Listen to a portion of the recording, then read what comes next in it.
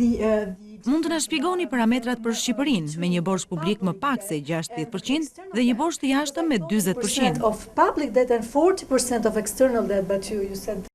The Albanian authorities have been quite determined to make sure that lidhur me borxhin publik, Shqipëria është afër nivelit të 60% të prodhimit kombëtar bruto. 60% është kufiri që ne fiksojmë për të treguar se si për këtij niveli ka një rrezik potencial të lartë. Autoritetet shqiptare kanë qenë të angazhuara dhe të vendosura për të mos kapërcyer këtë nivel, pra të 60%-shit, dhe sigurisht që rruga që kanë ndjekur është kontrolli i deficitit fiskal vit pas viti, pasi deficiti fiskal kur del jashtë kontrollit shkakton borxh publik. Në të kaluarën, autoritetet kanë qenë më tepër optimiste për parashikimin e të ardhurave me kalimin e kohës. Atyre ju është dashur të rishikojnë dhe të korrigjojnë buxhetin, sidomos pjesën e shpenzimeve për të arritur objektivat fiskale.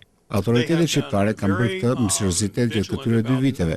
Nuk mund të parashikohet se çdo ndodh në vitin 2012, por mund të them se autoritetet shqiptare kanë qenë shumë vigjilente për të mos lejuar borxhin publik të kalojë 60%, duke rishikuar shpenzimet në buxhet. Shqipëria është një deficit të jashtëm prej 40% dhe është në një nivel të ulët dhe disa herë shumë të ulët se sa shtetet anëtare të reja të BE-s, të cilat kanë një deficit të jashtëm shumë të madh krahasuar me Shqipërinë. Por kjo nuk duhet të thotë se nuk duhet treguar vigjilencë për këtë gjë. Kjo pasi financimi i borxhit publik dhe atij të jashtëm do të jetë një sfidë për të gjitha vendet për një periudhë afatmesme.